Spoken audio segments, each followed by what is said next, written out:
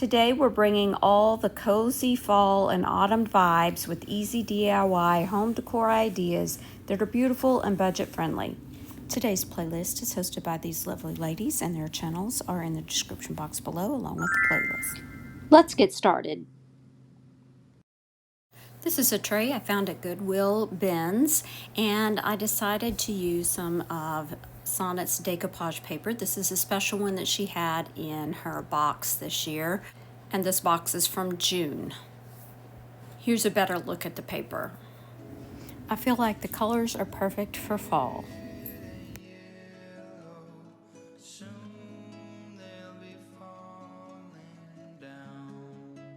I left the wood as it was, and I painted the inside with DIY paint and crinoline.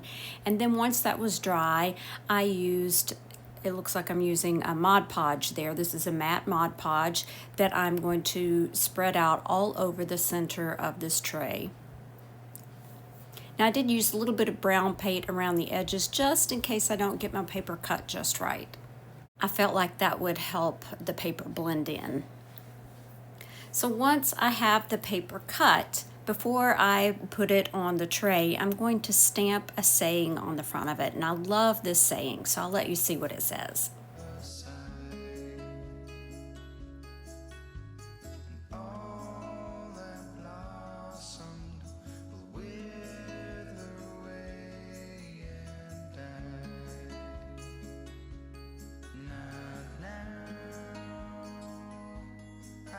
I used the iron-on method for my decoupage. So I let the Mod Podge dry, and then I took a piece of Teflon and my little mini iron, and I started in the center and then just worked my way around the edges. Now I did the best I could trying to get these edges down along the circular part of the sign. Some places I did have to kind of go back and add just a little bit of Mod Podge to keep those edges down. But I love the way it turned out. A great little fall DIY.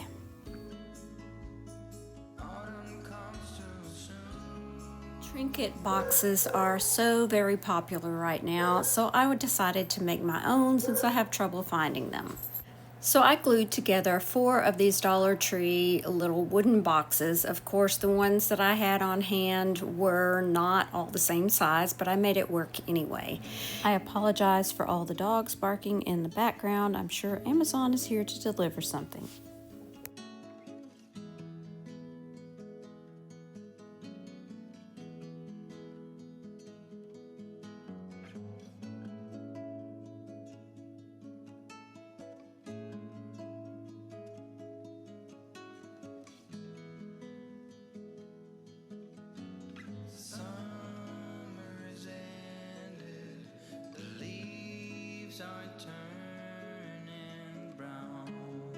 I used a combination of 2 different milk paints in a green color, Sweet Pickins in basil and Homestead House in Stockholm green.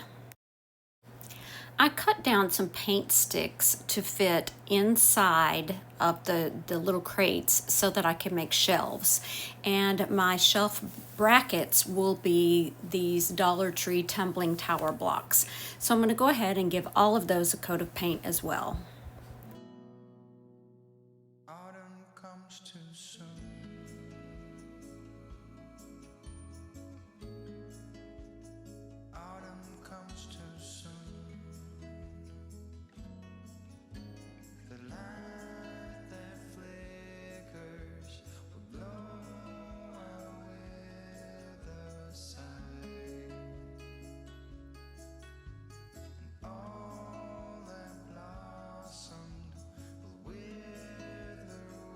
And here's what it looks like when it is complete.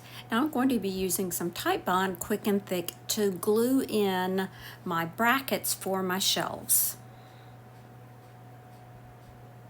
Of course, I've got it on its side. I'll do one side of the bracket until it dries, and I'll flip the shelf over and do the other ones.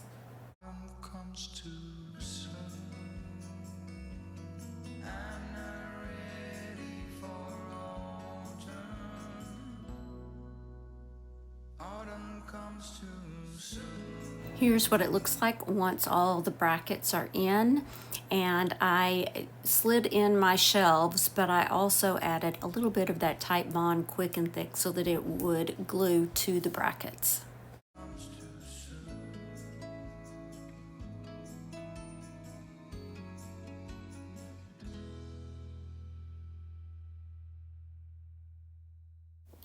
Once I have all these little shelves in place and they have dried, it's time to add all the fun little details.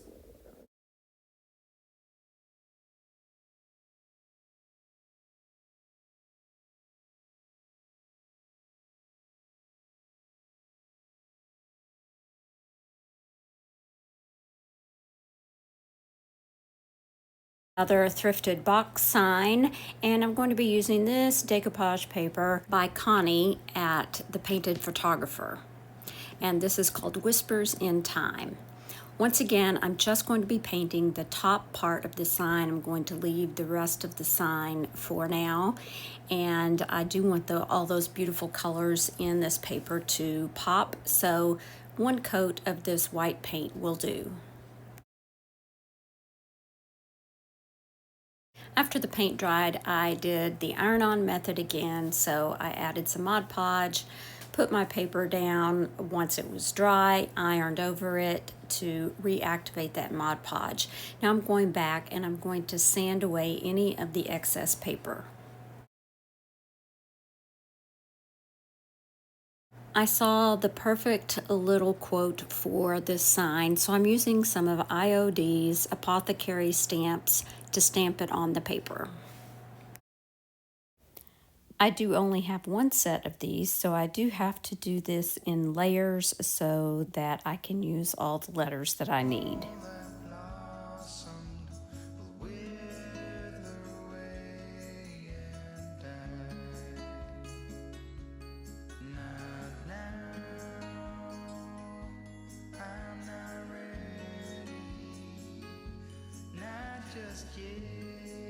That little beveled edge around the sign, I used Orange Crush by DIY Paints, or Debbie's Design Diaries, and she has a YouTube channel as well, and I encourage you to go check that out.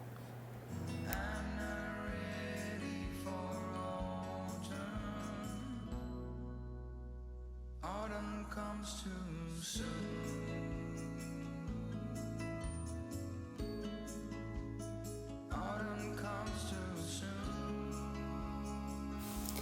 Next, I have this thrifted mug. I love the shape of it. It's pretty dirty inside. I was unable to get it all clean, so I'm going to use it as a little planter. This is a napkin that I got in Sonnet's Maker's Box for August, and I absolutely love the print on it. I love the color of it.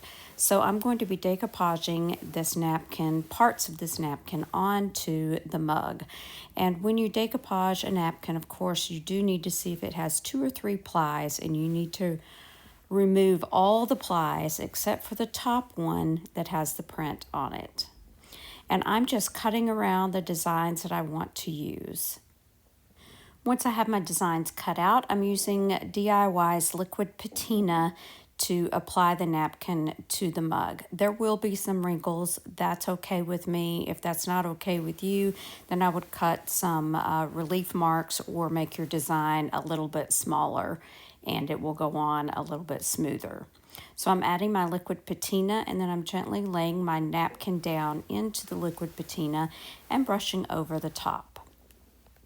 You could also use the wet tear method, where you use a wet paintbrush and trace around your design and then gently pull the napkin apart so that you don't have these hard, harsh lines that you see on mine. I have trouble doing that with a napkin just because it is so delicate. So I'm putting mine on, and then I'll come back with my thumbnail while it's still wet, and I'll pull away some of those harsher lines, just as I'm doing here.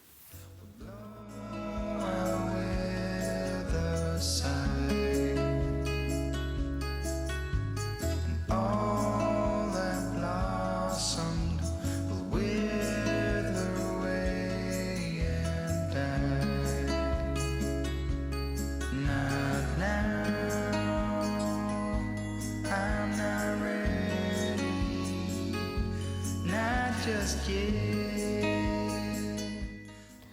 I am just working in sections, so now I'll move over to the other side and then I'll fill in any empty spaces.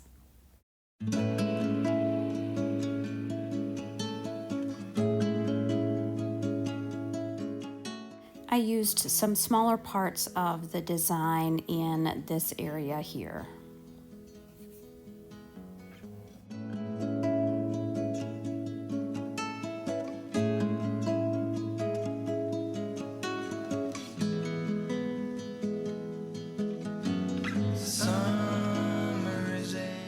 I added a few faux florals and this piece is complete.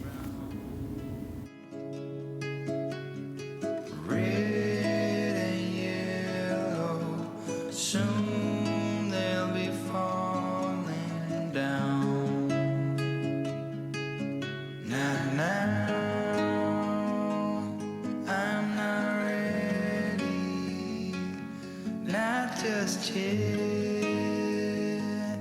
I'm not ready for autumn. Autumn comes too soon.